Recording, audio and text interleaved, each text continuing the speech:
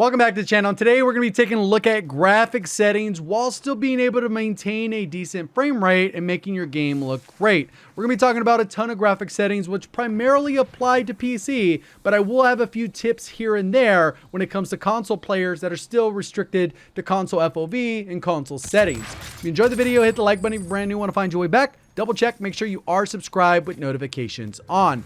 So one of the most important things you got to go ahead and figure out when you are getting started is figuring out whether or not you want your game to just look amazing or you're just looking for a high number of frames, because you will sacrifice a little bit if you're trying to go to one extreme or the other, and if you're trying to find a little bit more of a balance of both. So when it comes to the overall settings, we'll go ahead and breeze through ones that are on both as well as individually. So I am playing on a PC. I'm playing at full screen because full screen will give you the most frames, but some people will like to tab out of Discord or go to their Spotify or whatever. So you might want to go to something else. Full screen will give you the most amount of frames. I also have a 3080 graphics card. I know that is a top-end graphics card. If you're on a lower performing card, then you got to kind of balance it with what makes sense. In terms of refresh rate, I'm at 240 hertz, and you want this to be aligned to whatever your PC is. I know some people say, oh, put it above or below. Ideally, you just want that to match whatever your monitor is, so it matches up. I'm on a 1440p monitor, so that's what I have there. Dynamic resolution, you want that disabled, because what ends up happening is when it tries to give you better frames, it will lower the resolution to like 1080p or 720, and it'll make stuff blurry, and that's not what we're looking for. Automatic VSync, and that will reduce some of the input lag that you may get by having it on. We have custom frame rate. I have that unlimited because I'm not really capping out at 240. If you are like going well above, you don't want to overwork your graphics card, you could just cap it at whatever your monitor is. I would cap it at 240, but I'm not hitting 240 consistently because I'm playing at 1440p and nothing of my stuff is overclocked. You could go that route. I'm not going to overclock or recommend it just because it burns out your hardware a little bit better or a little bit faster. But if you could just afford new PC parts, go for it. Get the max frames. That's up to you. Brightness, I have that right at the default. Nvidia highlights disabled, and then enabled plus boost for the Nvidia low latency. Then we have quality, and I have that set to 110 FOV. You can put that to whatever you want, and then affected because that kind of mitigates some of the visual recoil by changing the way the optic zooms. Camera movement, I have that on the least. Low streaming quality, low textures. This is probably the one that'll impact your frames the most, as you can see there. So, and this will help your game look a lot better, but it's primarily the details that you're seeing behind me where it's like, you might see a map, but it'll be a little bit more blurry versus having it high, you'll get the max details. Normal, because you can see how kind of the land looks versus it actually has some texture. I go just with normal on that. Particle quality, again, some of these things are gonna be preference. I have this on high because it doesn't really impact much. Bullets, I normally have that one on, but a lot of times people disable that because then they won't fall for somebody spraying a door or whatever. Tessellation disabled, dismemberment. This one, on-demand textures, a lot of people are saying that that also contributes to packet burst. So if you have that disabled, you may actually have better connection in your game or whatever. I don't know how truthful that is because I normally have it off and I don't really run into those issues that often, at least not anymore. Then we get on to this next section. Film strength, off, zero, off, zero. DLSS does the same thing as the render changing when it's trying to chase the frames. It will make stuff blurry. Go ahead and try it for yourself, but it's never a good thing unless maybe you're in a campaign where those frames won't necessarily hurt you. And if certain areas get blurry, it's okay. It's trying to chase a higher resolution, right? Anti-aliasing, you can do off, or you can put it to SMA1 and it'll still look pretty good. Again, preference, you're gonna get slightly better frames by having it off. Depth of field off, motion blur, world weapon blur, all that off.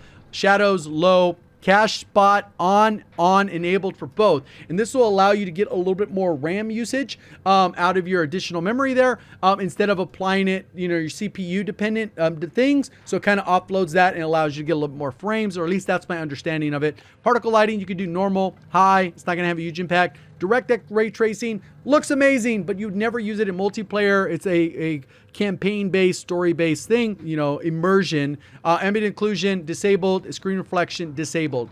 So we have, those are the basic settings. Then when it comes to how your game looks, there's a few different options you can go where you can actually change the color blind. Most people will try and do one of the different ones. If you're not actually colorblind, it will change the way your game looks if you have it to change it for the world. If you have it for the interface or you have it for both. So you can change it depending on how you want to go. I would experiment with those depending on your vision or preference. You might like one over another. I know a lot of people go over Tritanopia, specifically when you're on console and don't have as many options. Heads-up display. This is one thing I'm a real big proponent of. Like, I'm all for. If you go ahead and put this all the way to 100, what happens is you can see the HUD is like literally touching the edge of my screen. I would have to look all the way. I'm being dramatic here, but you look all the way to the left, or you look all the way down, or look all the way right.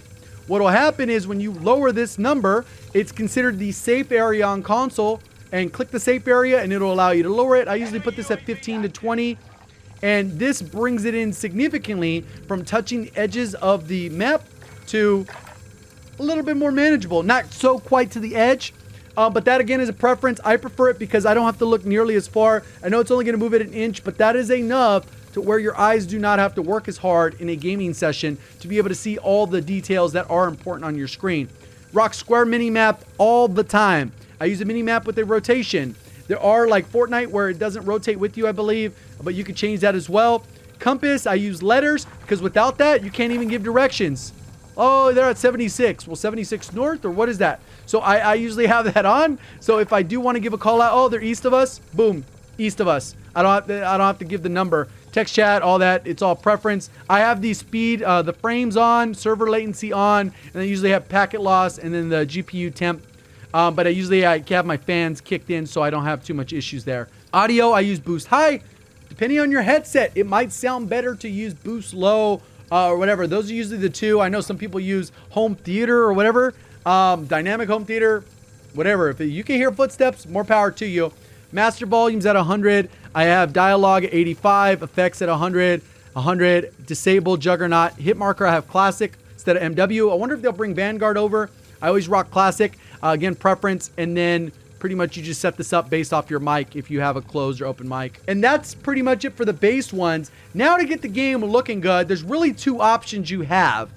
Option one that I've been recommending for a while is Nvidia filters, which we're not going to be doing those today. Quick little heads up I noticed while editing is my capture software doesn't actually pick up these individual settings on the actual recording, but I guarantee you it looks as amazing as if I have the filters on while they are off. So I save a ton of those frames, which you'll go ahead and see right here. I just wanted to point that out if it doesn't look as colorful on the screen. It's gonna look all weird with these Nvidia filters because this is the ones I had applied, but I'm using things in the control panel that'll actually help. So this kind of goes over the top, but I went from 200 frames down to 160. So I'm gonna lose about 40-ish frames, 30 to 40 frames by using Nvidia filters. And that is one of the big downsides with Nvidia filters. So we're gonna give you another alternative, which will still allow you to save frames. If you're on AMD, try and look up on AMD settings because I'm not gonna have them, unfortunately. So we right click on our desktop, we go to Nvidia control panel.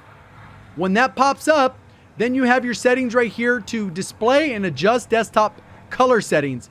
Then you go in here, go all channels, boom, brightness 55, contrast 55, gamma a 1.19, digital vibrance 7.5. If I go ahead and put these back to the default and apply those, and we go back in the game, you'll see the Nvidia filters will work. So it comes down to preference. You can see how the game looks now.